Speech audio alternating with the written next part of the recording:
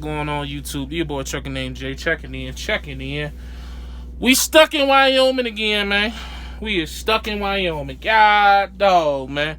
We just was stuck in Wyoming 2 nights ago in Cheyenne, headed westbound. Now we headed back eastbound, and it's 60 plus mile an hour winds. And my load 23,000 pounds, man. I picked up out a loft house in Ogden, Utah, which is where I did my live feed from earlier. And yeah, man, we not brave out here, man. We cowards.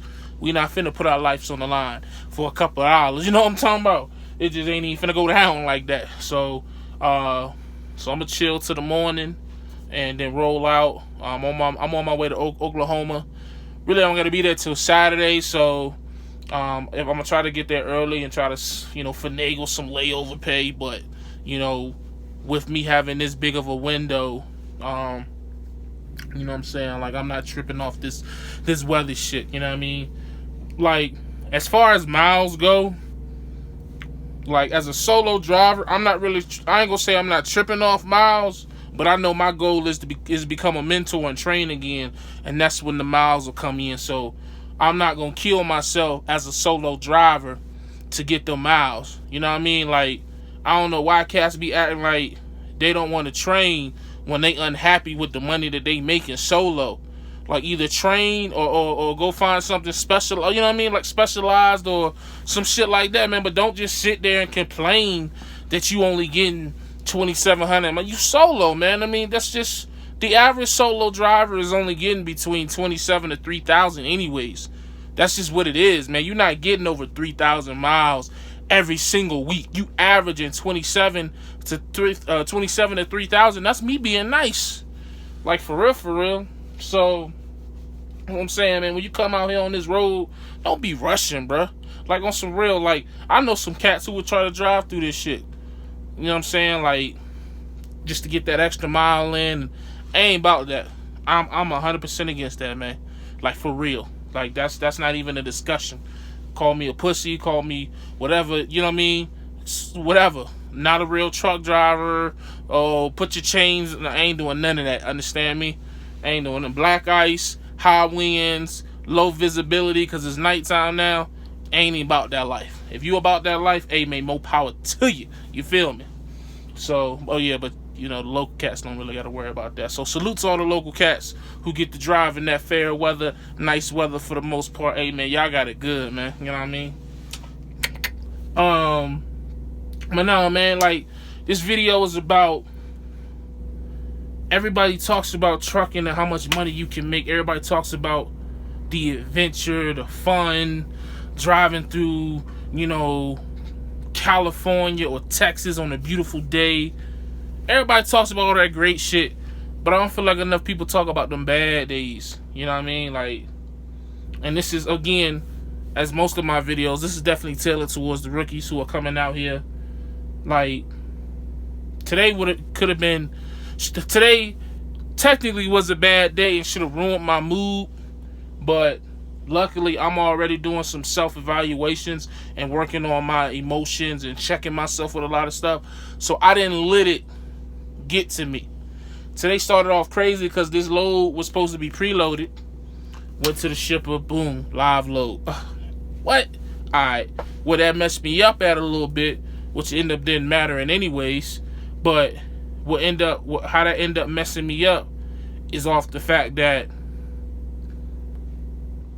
I thought it was preloaded. So if I would have known it was a live load, I would have parked like off the street where the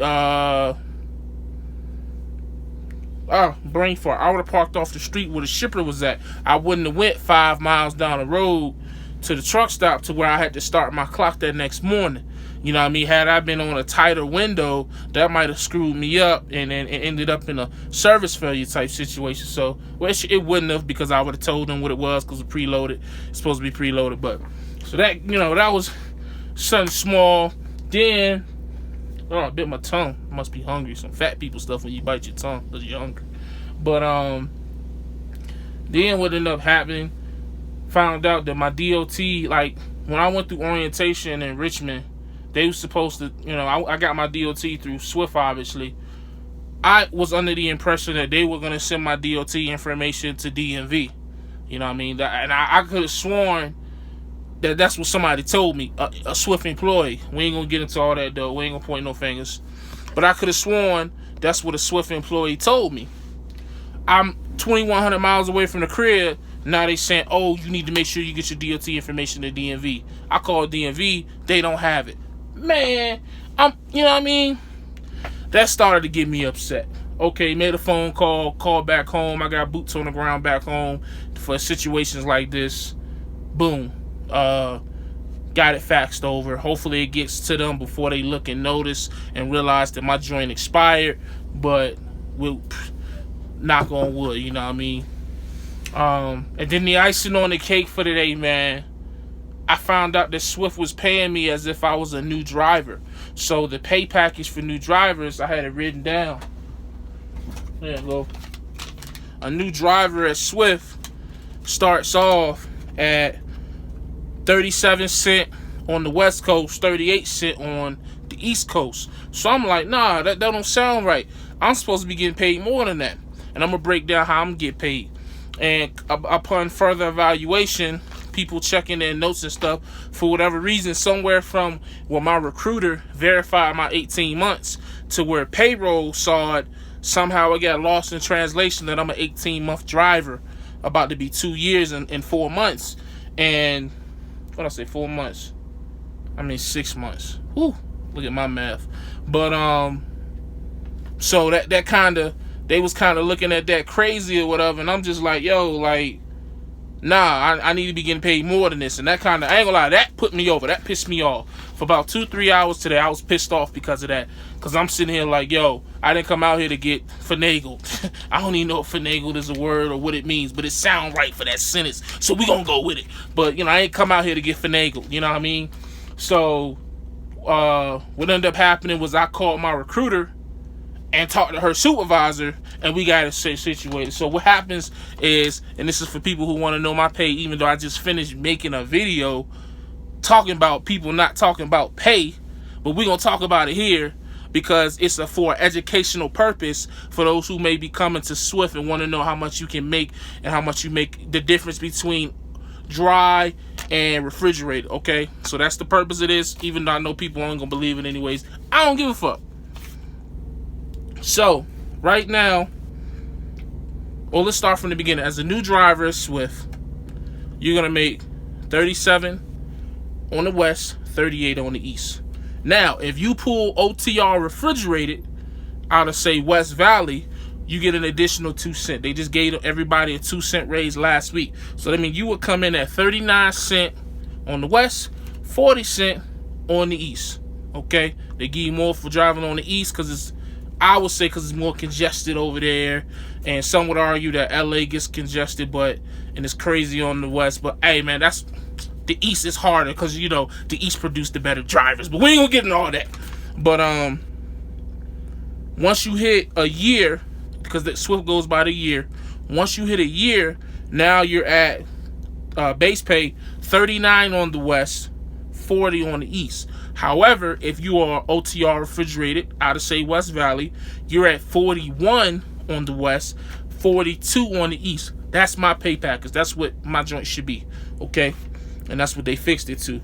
Once you hit 2 years, it becomes 40 on the West, 41 on the East. But if you OTR refrigerated, 42 on the West, 43 on the East. So I wrote that down. I didn't write it down for the video. I just had it written down for when I was talking to recruiter and payroll and just, you know what I'm saying, getting my shit together so I can come to them, you know, with proper information. But I say all that to say this, man. All that shit happened today, and it could have fucked up my mood. It could have fucked up my day. It could have ruined my week if I let it. But you got to be ready for that stuff when you come out here trucking on seriousness. Like, it's some stuff that's going to happen out here that's going to rock your world. I don't know if anybody says rock your world anymore, but I'm going to say it for this video. Like, it's going to rock your world, and it's going to throw you off mentally, man. It's going to mess with your juju or your vibes or your aura, whatever you choose to call it, you know. And you got to be able to handle that stuff, man. That's why I say trucking is more mental than physical, 100%. You know what I mean? So, for my rookies, be prepared, man. This shit good. It's gravy on days. All we doing is driving, yeah. But some days, man, it's such a mental, like, you don't even want to drive. You so mentally fucked up. Like, try going through some mental stuff and then driving 600 miles. It always don't work out like that. You'll be mentally drained. You know what I mean? So keep your head up. You're going to get through it. The tough days going to come. Hey, take it on the chin, pause, and keep it pushing. That's all I can say, man. You know what I mean? That's the whole point of this video. Just keep it pushing. Don't let nobody talk you down. Don't let these veterans scare you. Don't let these companies treat you any kind of way and make you feel. Don't be afraid to ask questions and check your paperwork. That is very key. One of the main things I learned beginning of my trucking career with Trans Am, I used to mess up a lot of paperwork, which caused a lot of small paychecks because I wasn't doing everything I was supposed to do on my paperwork. Make sure you staying on top of your paper, whether it's your bills, whether it's your pay, your miles, all that. Stay on top of it. It will save you a lot of headache, because then when your dispatcher or your fleet leader or safety try to throw some woody whoop at you, you like, nah, this, that, and the third, boom, boom, boom, and they're like, oh, okay, they'll back off. You know what I mean? So, especially with a company as big as Swift, that's just, a lot of times people think that Swift does things deliberately, or any mega carrier does things deliberately to them.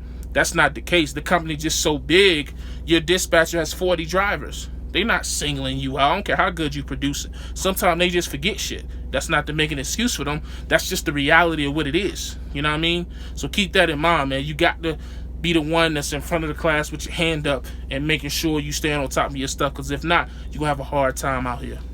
You know what I mean? And OTR may not be something for you. Maybe you need to go try a local out, because it's a lot easier to stay in the loop local because you actually around these people, so they're more familiar with you and know your name and your family. So that's not a shot. That's just 100. Like, when you local, it's easier to keep up with that stuff in them people because you see them. But when you OTR and you see your dispatcher once every like 2-3 months, it's kind of hard for them to keep track of you type situation. That's all I'm saying.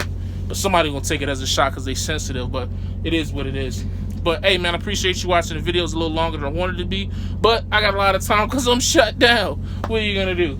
As always, stay safe, stay positive, stay productive. God, family, trucker, we gone.